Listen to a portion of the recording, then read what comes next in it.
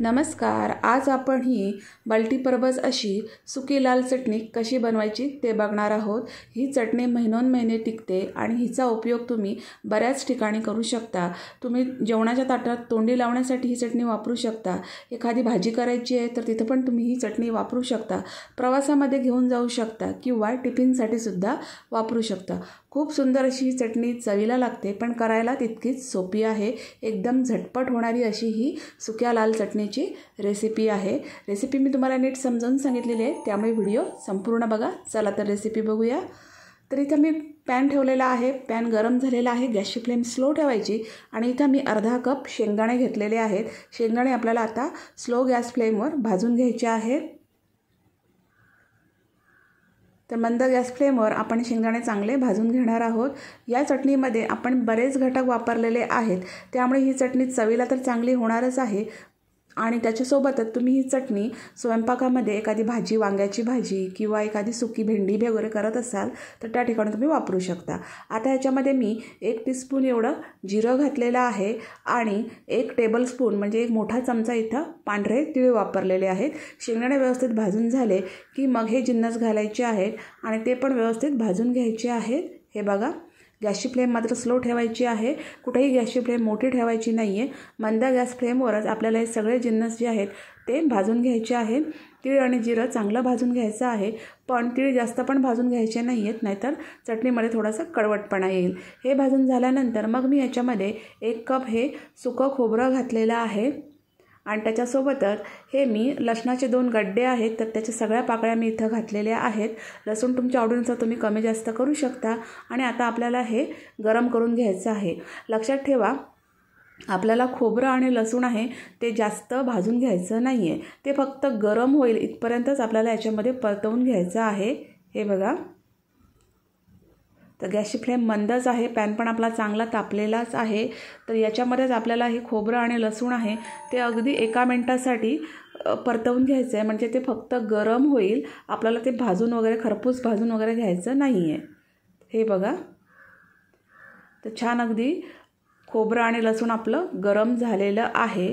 तर सगळे जिन्नस परफेक्ट गरम झालेले आहेत आणि आता मी गॅसची फ्लेम बंद केलेली आहे आणि आता हे सगळं जे जिन्नस आहेत ते मी गार करून घेणार आहे. हे बघा, तर गॅसची फ्लेम बंद करून मी सगळे जिन्नस गार करून घेतलेले आहेत. हे पूर्ण गार करूनच घ्यायचे, नंतरच आपल्याला हे मिक्सरमध्ये घालायचे आहेत. हे बघा, परफेक्ट मस्त अगदी पूर्ण गार झालेले आहेत. आणि त्याच्यानंतर मी मिक्सरचा जार घेतलेला आहे आणि त्याच्यामध्ये हे सगळे जिन्नस जे आहेत ते घालून घेतलेले आहेत. पूर्ण गार करून घेतलेले आहेत आणि मग घालून घेतलेले आहेत. खूप छान अशी चटणी तयार होते. चवीला एकदम अप्रतिम लागते. जेवणासोबत समजा भाजी वगैरे एखादी नसेल तर तुम्ही त्यावेळी ही चटणी घेऊ शकता. मस्त एकदम छानच लागते. भाकरी चपातीसोबतसुद्धा खूप छान लागते. नंतर मग चवीनुसार मी याच्यामध्ये 1 चमचा मीठ घातलेला आहे. ही चटणी आहे ती बरेच दिवस टिकते. आणि नंतर मग लाल मिरची पावडर घातलेली आहे. आता ही मी बेडगी मिरची पावडर वापरलेली आहे किंवा तुम्ही इथं काश्मीरी लाल मिरची पावडर वापरू शकता. 2 चमचे घातलेली आहे. याच्याने चटणीचा जो रंग आहे तो खूप छान येतो. तर 2 चमचे मी इथं बेडगी मिरची पावडर वापरलेली आहे.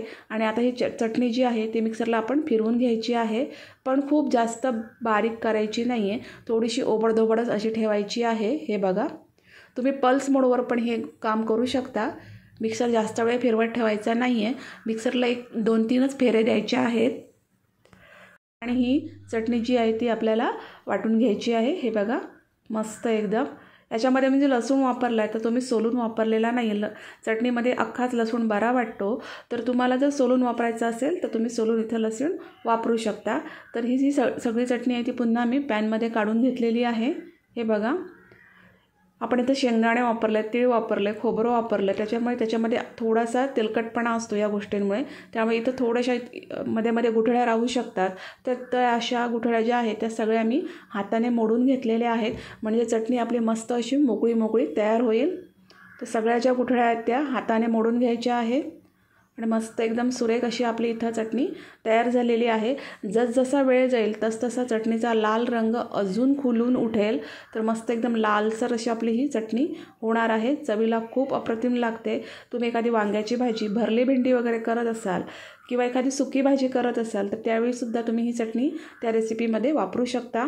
जेवणामध्ये देऊ शकता, टिफिनसाठी देऊ शकता, प्रवासामध्ये पण कॅरी करू शकता. तर मस्त अशी आपली ही चटणी तयार झालेली आहे. एकदम सोपी आहे.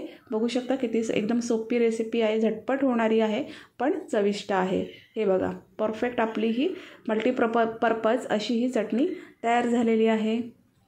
हे बघा, तर सुक्या लाल चटणीची ही एक मस्त रेसिपी आहे.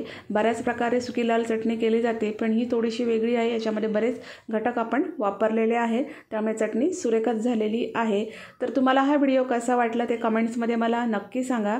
जर हा व्हिडिओ आवडला असेल तर त्याला लाईक करा, शेअर करा, माझ्या चॅनलला नक्की सबस्क्राईब करा. अशा एका छानशा रेसिपीसह आपण भेटू नेक्स्ट व्हिडिओमध्ये. तोपर्यंत धन्यवाद.